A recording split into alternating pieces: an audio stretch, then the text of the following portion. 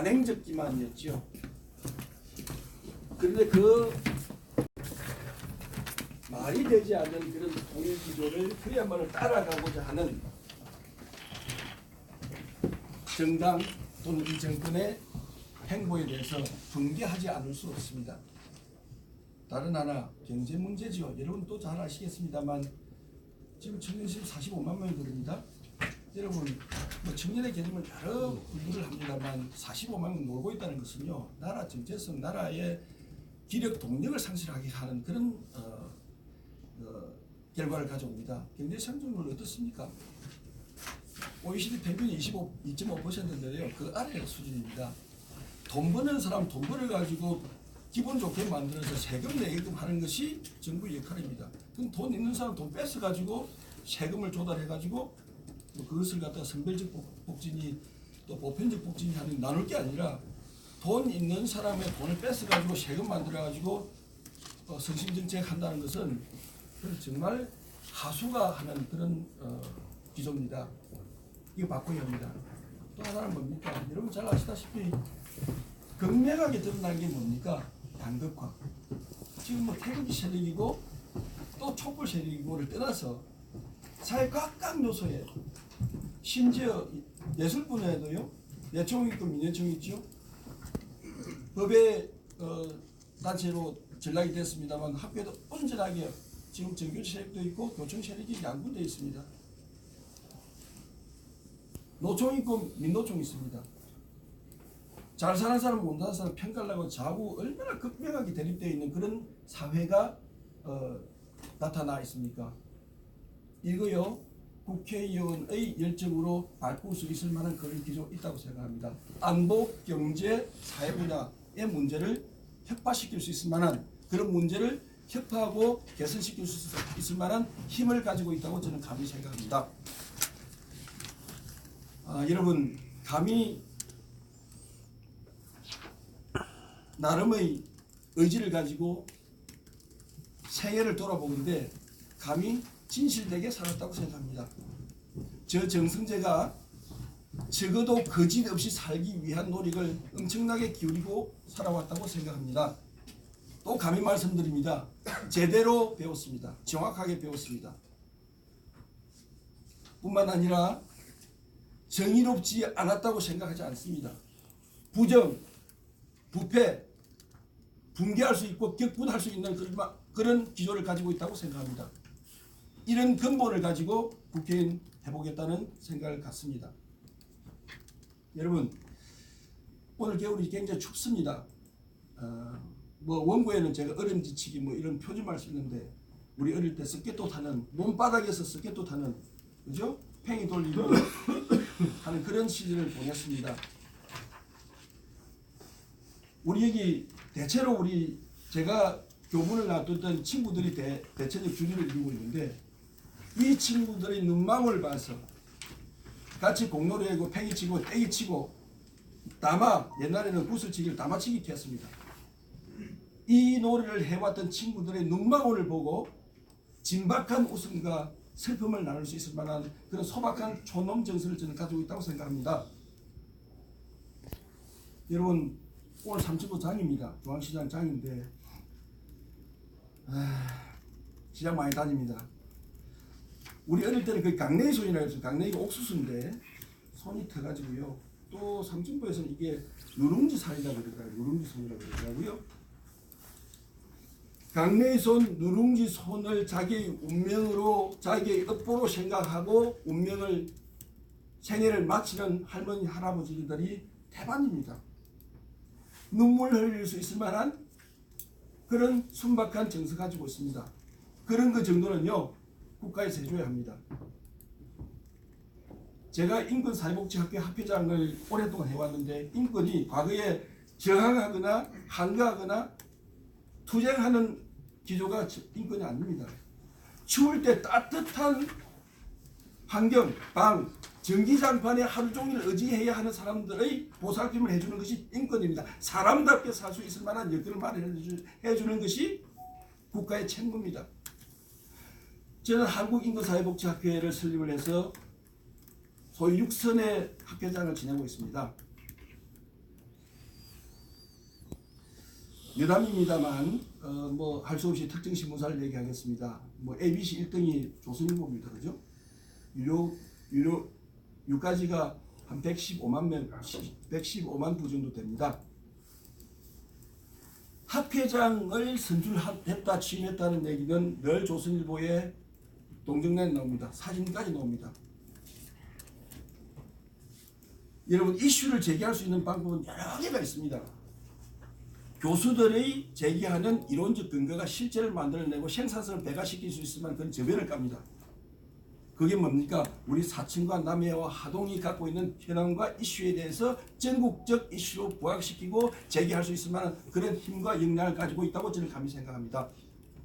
이런 기조를 가지고 5개 정도의 오늘 다짐, 공개적인 다짐, 소위 공약이라고 하겠죠. 말씀드리겠습니다. 서두에 제가 안보와 관련된 얘기를 했습니다만 저는 김정은 체제가 갖고 있는 통일 정책에 반대하며 통일 자체를 반대합니다.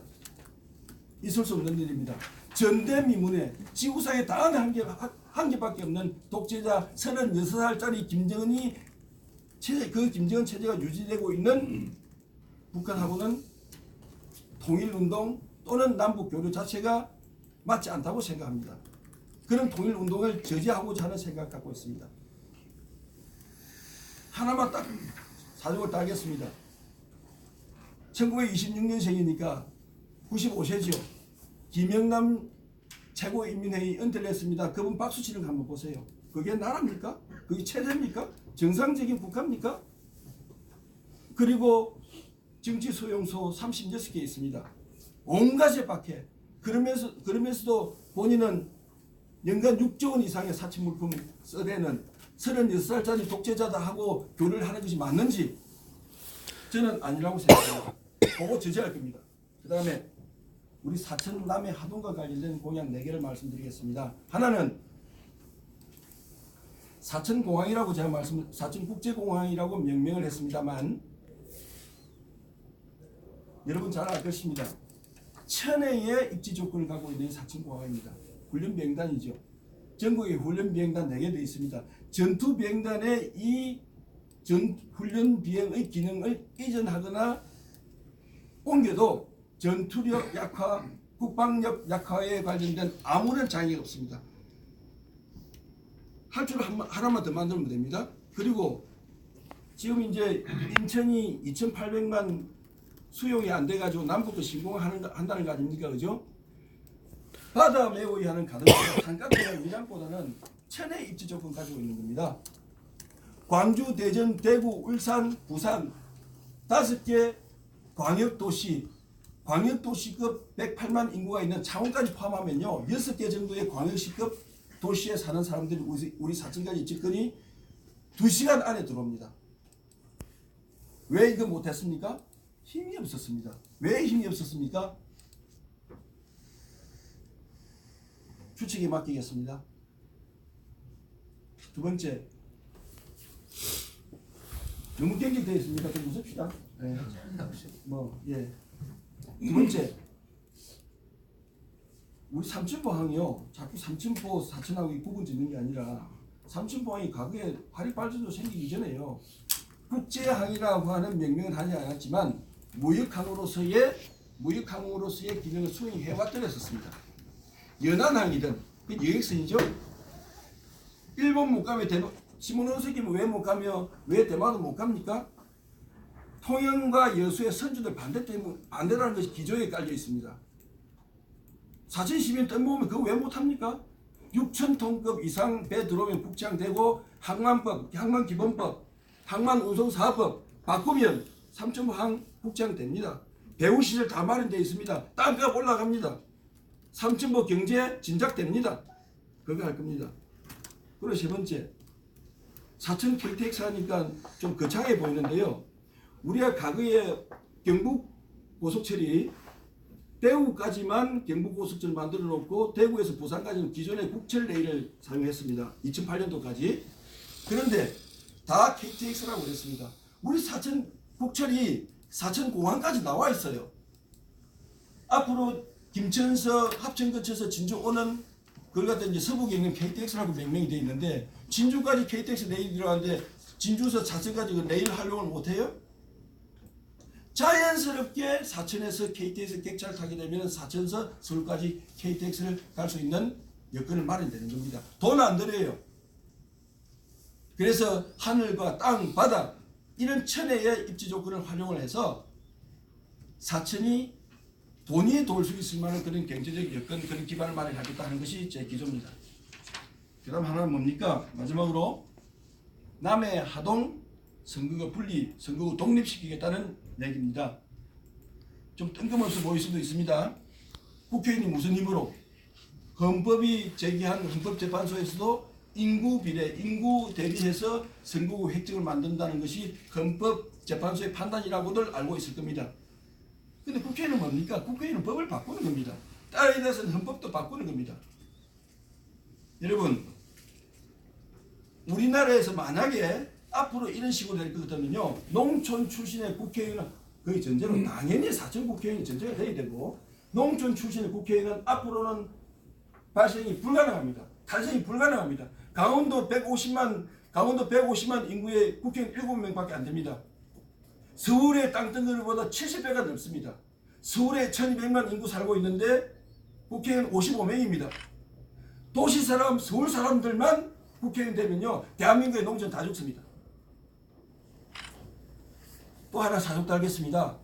우리 민주주의의 본산 영국이라고 그러고, 영국에서 미국 거쳐서 일본 거쳐서 우리 민주주의 제도 도입한 거 아닙니까? 미국도요, 여러분 잘 아시다시피 저 위에 산타바바라, 산티아고, 샌프란시스코, 로스앤젤레스에 있는 캘리포니아 인구가 4,500만입니다. 상원의원 2명이에요. 저 동부에 보스턴 위에 있는 노드아일랜드가 가장 작은 인구인데 인구 99만입니다. 상원의원 2명입니다. 뭡니까? 인구가 아닌 지역 대표를 고려를 한다는 거죠. 그것이 인구뿐만 아니라 지역을 고려한 민주주의의 토대를 마련한다는 것이 미국의 상원의원 선출의 기본 개념입니다. 왜 못합니까? 남해 하동에서도 국회의원 넣을 수 있을 만한 선거구 획정 조정할 수 있는 게 국회의원 역할이고 국회의원 기능이고 국회의원 힘입니다. 박수 한번 주십시오. 할 수 있습니다. 할 수 있습니다. 물 좀 몰아줘서 물 좀 먹겠습니다. 할 수 있습니다. 여러분, 연동형 비례대표제 처음 나왔을 때 저도 몰라도 여러분들도 아시기가 힘들었을 겁니다. 뜬금없이 놓은 것 같지요. 이슈를 제기하면 노는 겁니다. 야당에서 까먹었잖아요. 농촌이 만약에 국회의원 계속해서 안 논다면 대한민국 죽습니다. 대한민국 정서가 말라가는 겁니다. 우리 시골에서 자란 우리들하고 서울서 사귄 친구들하고 정서가 같습니까? 대한민국 정체성을 말살시키는 겁니다. 그래서 남해 하동도 국회의원 한 명 보장시킬 수 있을 만한 선거구 획정, 선거구 조정 들어놓으면요, 투쟁 방법 저 압니다. 대통령을 몰라도 국무총리한테 가가지고 들어놓고 미친 척하고 집 앞에 가가지고 10번 20번 전화하고 못 들어가면서 해보세요. 당대표한테 가가지고 앱 써보세요. 왜 못합니까? 투쟁 방법 저 압니다. 남해 하동에 국회의원 하나 만들어 드릴 겁니다. 당연히 사전에 한 국회의원 확보되어 있는 상태에서 그렇습니다. 인구 상한선, 하한선 12만 5천, 28만 5천 이거 불문율이 아닙니다. 고칠 수 있는 제도예요. 남해 하동 국회의원 한 명 더 탄생할 수 있도록 처절한 몸부림을 할 겁니다. 이상으로 제가 말씀드린 공약 또는 제 포부를 마치고 비공식적으로 비공식적 약속 하나 하겠습니다. 제가 선거한다고 날이 와 있습니다만 특정인을 제가 말씀드린 거 아닙니다. 우리 사천시요. 저는 서울에서 그분을 오랫동안 교분을 나눠왔습니다만 행정의 달인이라고 하는 분이 우리 사천의 행정의 수장입니다. 정말 꼼꼼하게 잘 살림을 살고 계세요. 해박한 지식, 인문학, 사회학 다양한 지혜 지식을 갖추고 있기 때문에 공무원을 이끌 수 있을 만한 어설리티가 있습니다. 권위가 있죠. 그것이 사천의 동력을 끌어갑니다. 그런데요, 우리 사천시 올해 예산이 한 7천억, 7,300억 5억인지 이런 정도입니다. 경상경비 깨면요, 우리 사천시 공무원 1,100명 준대 비정규직 포함해서 4천만 원 정도의 평균 임금을 보면요. 5천억 정도가 인건비로 나가고 2천만 원 기간 운영비 나오면 사업비 할 수 있는 게 250억밖에 안 돼요. 무슨 사업을 합니까? 그 쪼개고 알뜰하게 시작해 살림을 살아도 돈이 없습니다. 어떻게 해야 됩니까? 국고를 떨어뜨려 줘야 됩니다. 돈을 가지고 와야 됩니다. 교부금이나 보조금 갖고도 안 돼요. 교부금 보조금 나와야 20억, 10억, 20억 단위입니다. 뭡니까? 국회의원은요, 돈 가지고 있을 만한 수단을 가지고 있어야 되는 겁니다. 팁 하나 드릴까요? 예산보다는 결산에 집중하면요, 공무원이 겁을 먹습니다. rum을 납니다. 자, 여당의 누구, 예결이 누구, 그 다음에 예결위원회 소위원회 누구, 이런 교류를 통해 가지고 뜯어내는 게 아니고 죄송합니다. 받아낼 수 있으면 여러 수단들이 있습니다. 돈 가져올 수 있습니다. 제가 10년 동안 국회 전문위원 하면서 예산 가지고 오는 거, 법률 제정하는 거, 조문작업하는 거, 국정감사하는 거 10년 동안 했습니다. 제가 그 룸을 납니다. 그 방법을 납니다. 돈 처절하게 예산 4천 남해야 하동 떨어뜨리도록 돈 가져오고요. 약속합니다.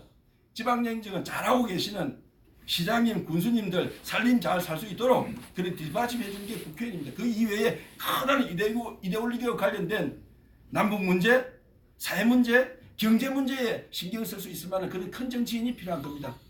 우리 너무나 다행스럽게 특히 사천시 그 행정가를 보유하고 있다는 것은 우리 사천시의 복된 상황이라고 저는 생각합니다. 그래서 사천시와 관련된 어떤 행정적인 그 추진 절차에 있어서 국회의원과 자치단체장과의 직무 분담을 특별하게 해서 더더욱 그 기재는요 오랜 친분이 유지가 된다는 전제에서 그게 가능한 겁니다. 국회의원과 지방자치단체장들의 역할과 기능을 엄격하게 구분해서 역할 분담할 겁니다. 그 역할 분담의 첫째적인 요소는 나라에서 돈 가져올 겁니다. 하나만 더 말씀드리겠습니다. 우리나라는요 국가 예산보다 많은 게 기금입니다. 기금은요 우리나라 올해 예산이 530조 정도가 된다 그러죠. 여러 기금, 농어촌 발전기금, 수기 발전기금, 체육진흥기금 이런 기금들이 이 기금들이 700조 힘이 되었네요. 700조가 있습니다. 이거 가지고 오면요 예산보다 더 많은 돈을 여기 사천에 투여할 수 있을 만한 기획을 보장해 주는 겁니다. 그거 할 겁니다. 감사합니다, 여러분. 고맙습니다. 감사합니다. 혹시나 질문 있으시면 받겠습니다. 예, 최근에 여상규 의원이 불출마하고 또 예. 어저께 뭐 자유한국당, 뭐 도의원, 시의원, 군의원들도 기자회견도 했었는데 1년에 최근에 뭐 한국당 흐름을 보면서 또 드는 생각이 좀 있으신지 뭐 이제 이런 얘기도 얼핏 나오는 것 같기도 하고 뭐 또 경선 부분에 대한 또 고민들도 있을 것 같긴 한데 뭐 전체적으로 이런 뭐 후보 결정 방식에 대한 뭐 얘기들을 예, 제가 질문 시잘 알아들은 그지는 모르겠습니다만 강 국장님, 예. 그 후보가 선출된다는 것은 네. 지금 저도 정당생활 한 10년 이상 하고 쭉 뭐 제가 그 보도자료에는 저 안 썼습니다만 중앙선대위 자유한국당의 그 중앙선대위의 유세기획단 부단장도 했고 여의도연구원 자문위원도 했고 여러 정당생활 조직생활을 하면서 정당생활을 해왔습니다. 지금은요 우리 여러분 전략공천이라는 말이 어디서 나왔습니까? 2004년도부터 나왔습니다. 그 이전 그냥 공천이었습니다. 찍어내리는 거 불가능한 시스템이 됐습니다. 그리고 어느 한 사람이 도와준다고 해서 경선에 이기고 공천을 받고 영어 한마디 나옵니다만 참고 불가능한 일이에요. 경선을 해서 공정한 경쟁을 통해서 경선을 해서 후보자 정식 후보자의 자격을 획득하는 기본적이면서 상식인 겁니다. 사천시 우리 의회 의원님 또 경남도 의원들 분 또 우리 저 수석 부위원장 하시는 우리 저 수석 부위원장님 사천시장이 되겠습니다만 그분들의 뜻 존중하고 그리고요 뭐 솔직한 하나만 더 말씀드리고 싶은데 또 선관위도 와 계시고 하니까 말 좀 아끼고 당연히 공정한 경선, 정당한 경선, 깨끗한 경선 그것이 시대적 흐름, 시대적 대물결의 대세다라고 생각해서 경선 절대로 승복하고 따라갈 것입니다. 혹시 강장님 답변이 됐습니까? 됐다고 말씀해 주셔야지 예. 꼬리 끄덕이면 안 되지. 됐습니까? 예. 감사합니다. 이 간단한 거 한두 가지. 예, 국장님. 네, 지금 현직이 한국 인권사회복지학회장. 그렇습니다. 네. 그러면 저 20대 총선에 그때 우리 정 후보님 출마하셨죠? 예비 후보의 예비 자기 후보는 지금 19대입니다. 예, 19대 아니었어요? 예, 2012년도. 그러면 그 당시에 19대 그 당시의 정치 지형하고 예. 지금 현재 지금 정치 지형하고 이렇게 좀 비교를 하실 수 있을 것 같은데 예. 어떤 점이 다르고 어떤 점이 변화가 없습니까? 국장님 다 아시다시피 그때는 소위 제가 공천받고자 하는 정당 여당이었습니다. 여당이었고 적어도 남북 관계의 관계에서만은 갈등 관계가 전혀 없었습니다. 물론 이제 햇빛 정책하고 상호주의하고 여러 갈등이 있었습니다만 이렇게 안보 문제 내지는 국방 문제, 외교 문제로 국민들을 혼란스럽게 하는 정도는 아니었다라고 저는 기본적으로 그런 생각을 갖고 있고요. 그다음 지금은 또 이제 뭐 또 다니다 보면 상대 정당이 갖고 있는 그런 이데올로기 또 그쪽 진영에서는 존중하는 부분이 있습니다. 근데 너무 편을 갈아요. 너무 편을 갑니다. 내 아니면 넌 죽어도 안 된다는 기조를 가지고 있는 것 같아요. 좀 더 구체적으로 말씀드리면 뭐 좌파가 좀 안 좋다 뭐 이런 얘기를 하고 싶은데 안 하겠습니다. 박수 한번 주세요. 제 말씀 안 하겠습니다. 그런데 지금은 아까도 언급을 했습니다만 양극화, 서로가 서로를 절대로 수용하거나 받아들이지 않는 그런 편협한 생각, 그걸 굳이 좌파라고 얘기하지는 않겠습니다만 그런 정치 지형 속에서는 저는 뭐 여담으로 이 말씀드리면 우리 국장님 답변이 대신될지 모르겠습니다만 저는 우리 문재인 대통령께서 굉장히 성정이 바르시고 성정이 바르신 걸로 생각을 해왔습니다. 해왔는데 1년의 이런 과정들 보면은 특히 안보 외교 문제와 관련해서 그렇습니다. 펜을 가르더라도 정치적 이득을 거양하기 위한 여러 행보들에 대해서 엄청나게 실망을 했습니다. 그래서 이 정권에 대해서는 제가 느끼기에 승관이 제가 수위가 높습니까? 어떠세요? 괜찮습니까? 아무튼 그런 정도로 많은 실망감을 갖고 있다. 제 마음속에는 이 정부가 갖고 있는 통일정책, 특히 외교 문제에 있어서는 많은 실망감을 갖고 있다는 그런 생각만으로 제가 답변을 대신 하고자 합니다. 걱정 이해해 주십시오. 우리 정 후보님이 듣고 계시는 우리 한국당 그 후보 경선 일정은 어떻게 되어 있습니까? 추측건데 근데 이게 뭐 다 모르는 일 아닙니까, 그죠? 그 추측을 해보면 사실상 민주당은 사실상 공천 후보자가 결정되어 있습니다. 지금 이제 우리 자유한국당 입장에서는 한 서너 명이 뛰고 있는데 지금 경선 룰도 정해지지 않았고 경선관리 공천심사위원회도 구성되지 않았고 15일 전후라고 합니다만 아마 20일 전에 공천심사위원회가 구성이 될 테고 그렇게 되면 공천 룰 경선 방식들이 설정이 될 텐데 공천 신청만으로도 2월 중순까지는 저는 간다고 봅니다. 제가 2012년도 예를 하나 들게요. 4월 9일 날 선거를 했는데 3월 18일 날 공천자를 결정해 줬습니다. 20일도 안 되는 기간을 두고 그 공천자 결정이 됐다고요. 엄청난 소비를 우리 하고 있는 겁니다. 민주당에 비해서. 뭐 노골적인 얘기 국장 잘 아시다시피 지금 뛰고 있는 분들 결집시킬 수 있을 만한 어제 우리 시의원님 도의원님 결의해 주신 바대로 지금 우리가 이렇게 뛰고 있으면요. 웨스트 그러니까 엄청난 그 소비적 에너지가 낭비가 되고 있다라는 생각을 간절하게 엄청나게 애절하게 갖고 있는 겁니다. 빨리 결정해 줘야 돼요. 그런데 딱 해놓고 얘기해서 지방에서 아무리 일 사봐도요. 서울에서는 중앙당에서 콧방구도 안 봅니다.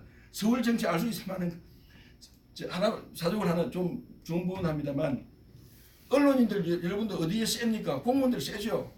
이제 공무원들은 셉니다. 정치인들도 공무원 셉니다.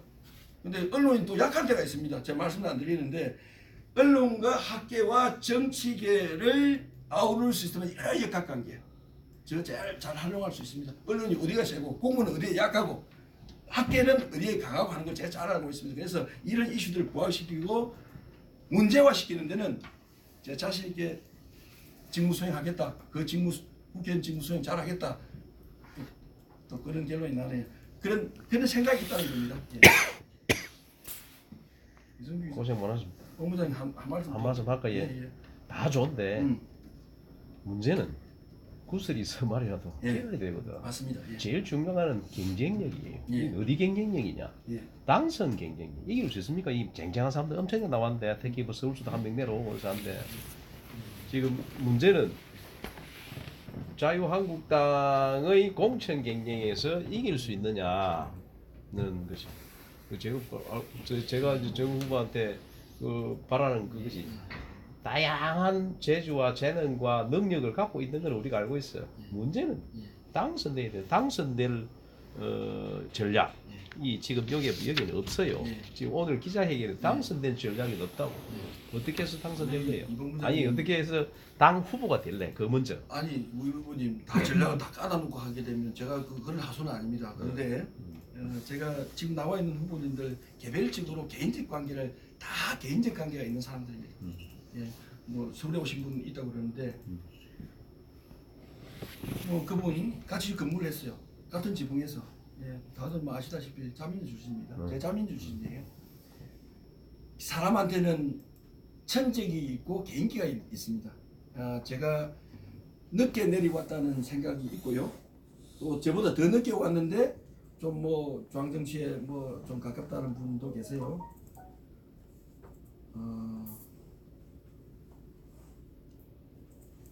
잘 압니다. 제가 두세 명의 후보의 개인적인 역량과 정치적인 역량 또는 그 정치적 역량을 발휘할 수 있을 만한 수단을 어떻게 사용하고 있을 것이라는 걸 잘 압니다. 매우 잘 압니다. 같은 함석밥을 먹고 때로는 당내에서도 또 이제 뭐 또 후보가 기분 나쁠 수도 있는 거니까 예, 우리 30년 이상 30년 전부터 다 알아왔던 사람들인데 또 뭐 지금 본부장님 지금 뭐 막판에 선거 전략 같은 것들 갖다 지금 얘기할 수가 없는 거 아니겠습니까? 이게 자신은 있습니까? 당연하죠. 당연하죠. 방금 되겠습니다. 아니 제가 이 부분을 개인적으로 말씀드립니다. 저는 2012년도에 남해 하동 갖다 붙지 않아도 저는 공천 받았다고 생각합니다. 예, 제가 잘나서가 아니라 선거는 구도입니다. 제가 잘나서가 아니라 제가 공천 받을 수밖에 없는 상황이 있었다고 생각했고 2016년도 딱 깨놓고 해서 제가 안 될 것 같아서 못 나왔습니다. 왜? 그때는 강력한 재선 의견이 있습니다. 지금은 구도가 예? 구도나 여건이 될 확률이 높다. 농촌이 이걸 아니 줬다. 그거 확신을 갖지 않으면 뭐 더 노골적인 얘기 하겠습니까? 돈 써가면서 친구들 이 많은 빚을 제가 지겠습니까? 이분들 노는 분들입니까? 이 친구들한테 어떻게 보온을 하겠습니까? 이 친구들 저 눈방울 맞아주는 그만으로도 기쁨으로 알아주는 이 사람들 제가 어떻게 보답을 할 겁니까? 그런 의지, 그런 생각, 그런 뜻까지 않으면 나서는 것은 이분들한테는 나쁜 놈이 미친놈이 되는 거죠. 그렇게 생각합니다. 아니요, 그건 뭐 후보자가 뭐 그렇다 크다가 아니고요. 그건 상식적으로 선거는 구도고 선거공학이 나타납니다. 이번 문제 잘 아시겠습니다만 사천과 남해 하도 제가 왜 사천 대표를 슬로건을 그렇겠습니까? 구도가 저는 눈에 보인다는 거죠. 정부는 지금 예. 그 말씀 중에 그 내용이 좀 연결되는 부분 같은데 예, 지금 예비공약 안에 지금 남해 하동을 동선거구로 지금 만들겠다고 하시는 그렇습니다. 부분이 사실은 뭐 이렇게 그 세 개의 어떤 지역이 하나의 선거구에 묶여 있는 게 정부님 입장에서 상당히 좀 불리한 구도가 지금 돼 있다고 판단하신 것 같고 예. 또 지금 솔직히 그렇습니다. 예. 남해 하동이 상당히 또 우리 사천하고는 어떤 뭐 정치적인 성향이라든지 또 그냥 하나의 정서상 상당히 이질적이다는 걸 전제도 하시는 거 아닌가 하는 생각을 합니다. 예. 그렇다면 그리고 지금 이제 어쨌든 이 현재 총선은 아직까지 확정적이는 아니다 하지만 네네. 지금 현재 지금 드러난 걸로 하면 요 3개 지구를 하나의 선거구로 해서 총선을 치러야 되는데 네. 남해 하동 쪽에서 보면 우리 정 후보님에 대해서 차라리 반감을 갖지 않을까라는 우려가 있습니다. 지금 공약 얘기 들어가 있기 때문에 그러니까 찢자, 떼자 이렇게 진행되다 보니까 예. 이게 뭐 우리 사천 쪽에서는 어떻게 생각할지 모르지만 저 상대 남해 하동 입장에서는 뭐 우리가 덜어디로 지금 들어가 있다고 판단하나 하는 아까 좋은 취지를 말씀하시는데 그렇게 하지 않으면 농촌 지역에서 지금 대표를 낼 수 없고 농촌이 죽는다는 그 지지는 이해합니다. 네. 근데 역으로 또 해석할 수 있는 부분이 있지 않을까 하는 생각도 듭니다. 네. 그 소신은 변함없이 계속 가시는 겁니다. 변함이 죽어도 없습니다. 왜냐하면요, 제가 선거 전략만으로 그를 제기했다라고 생각을 좀 말아주시기를 바라고요. 진정으로 자치단체 3개 이상 묶는 거는요, 우리가 지역 대표 또는 인구 비례에 의한 대의 정치의 기조 거칠하게 부합하지 않습니다.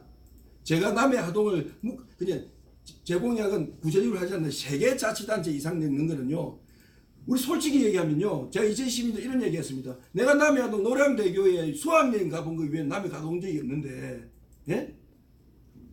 자치단체 3개를 묶어서 강원도는 지금 강원도의 전체를 보면 직선거리만 해도 250km가 됩니다. 그 큰 지역에 그 큰 땅덩어리에 인구 150만도 안 되는 그게 인구가 안 되기 때문에 국회의원 7명밖에 안 났습니다. 예? 부산 17명 우리 경남도 330만 중에 17석이거든요. 이런 거 인구 비례만 가지고 이제 뭐 헌법 불합치라는 얘기가 나왔긴 합니다만 인구가 절대적 가치로 제기돼야 하지만 인구만의 고려는 옳지 않다라고 요새 새로 나온 이론이 그렇습니다. 그래서 지역 대표성, 그러니까 자치단체 2개, 3개 묶는 거는요, 대한민국 농촌을 죽이는 거예요. 계속해서 인구 많은 지역에서 국회의원이 나올 수밖에 없는 구도. 포장마차 가본 사람이 포장마차 국물, 닭발 이런 맛을 알지요. 구두, 구찌나 이런 사람들 신는 사람들은요, 포장마차 정서를 모릅니다. 농촌 사람들이 국회의원 될 근거를 완전히 상실하게 만든 거죠. 남해 하동 사람들이 섭섭하게 생각한다는 게 아니라 오히려 남해 하동에 국회의원을 만들어 주겠다는 것이 그 부정적으로 생각하지는 않겠다고 생각하고, 또 만약에 네 당선되기 위해서 그런 거 아니라 그럼 저거는 할 수 없는 겁니다. 그런 국회는 저는 없애리라고 생각하고요. 남해 하동에 국회의원이 나올 수 있도록 좀 만드는 겁니다. 당연히 사천이 전제가 되고입니다. 마지막 질문 하나 예. 드리겠습니다. 그럼 19대 총선 때 출마하실 때 네. 이번에 이제 2번째 출마하시니까 출마가 아니고 예비후보에 낙찰을 했으니까 못 나갔습니다. 결국 이제 어쨌든 거기 네. 이제 거기 예. 프로포즈 하셨으니까 네. 그러면 그때 그 우리 19대 총선 때 원포인트 당선을 목표로 하셨습니까? 그냥 한번 출마를 해보자. 예. 그 생각하고 그때 제안하셨습니다. 한 2분만 말씀드려도 좀 들어주실까요? 뒤에 분들 나오시는 거 다리 아프냐? 카메라 다 찍고 들어가 있습니다. 저는 코로나는 건 너무 기분 좋게 생각합니다. 그 국장님, 제가 맹색이 정당 생활도 하고 교수 생활도 하고, 제가 그래도 1년에 70개, 80개 정도 기명 칼럼을 쓰는 사람입니다. 아까 선거 구도가요, 제가 잘나서가 아니고 선거는 아무리 잘나도 구도가 맞지 않으면 당선이 안 됩니다. 김대중 대통령이 대통령이지만 부산 국회에 나오면 됩니까? 불가능한 일이에요. 김영삼 대통령께서 대통령이었지만 광주에 출마하면 국회에 되겠습니까? 구도가 맞지 않으면 안 되는 겁니다. 제가 잘나서가 아니고 2012년도에는 제가 잘나서가 아니고 다른 상대 후보가 가지고 있는 경쟁력이 아닌 구도가 정성재한테 올 수밖에 없다라고 제가 확신을 가지고, 흠정이 제가 미쳤습니까? 내도 기름값만 해도 있는 건데, 예, 그리고 사람이 6개월 내지는 1년 정도 사람이 에너지를 소비한다는 것은요, 그리고 제 아들 나와 있으면 우리 아들한테 그런 헛꿈을 꾸고자 하는 그런 행보를 하겠습니까? 저도 자존심이 있습니다. 자존심이라고 하는 건 되지 않는 국회의원, 그리고 정당 생활을 하면요, 국회의원이 그렇게 높아 보이지도 않아요. 국회의원이 뭐라고 해서 지금 이름 좀 달리는, 그리고 하나 좀 좋은 부분인데, 하나 제 개인적인 기조가 있습니다. 행복의 가치를 나서고 드러내서 내 이름 알리고 그러지 않습니다. 내 행복의 가치를 그렇게 느끼지 않습니다. 우리 친구들, 제가 이미 50년을 살입니다. 친구들이랑 놀러다니고 공직 시간 하면서 가지지 못했던 그런 교류 나누고 같이 놀러다니고, 우리 아내도 있습니다. 아내랑도 여행 가고 하는 그런 행복, 그리고 내 정체성을 유지하고자 하는 그런 삶을 가지는 것이 제 행복의 가치인데, 국회의원 딱 해놓고 얘기해서 그렇게 개인의 행복의 가치라고 느끼지는 않습니다.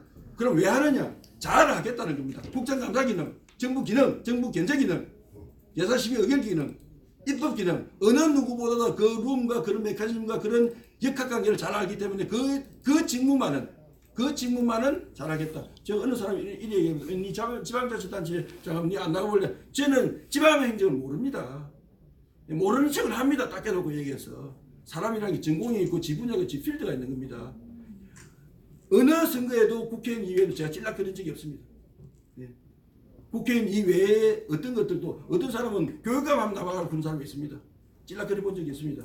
교육학을 했지만 교육을 좀 압니다. 그러나 국회에서 오랫동안 있었기 때문에 그런 역학관계를 알기 때문에 요 직무만 국회의원의 직무만은 잘 알겠다 하는 그런 생각이 들었기 때문에 놓은 거고 당선하겠다는 그런 기조가 없으면 누구도 할 수 없는 게 이렇습니다. 제일 첫째 우리 친구들을 비롯한 저를 좋아하는 사람들한테 그런 못된 정서 느끼지 않도록 최선을 다해보는 겁니다. 최선을 다하는 겁니다. 그렇게 이해를 해 주십시오.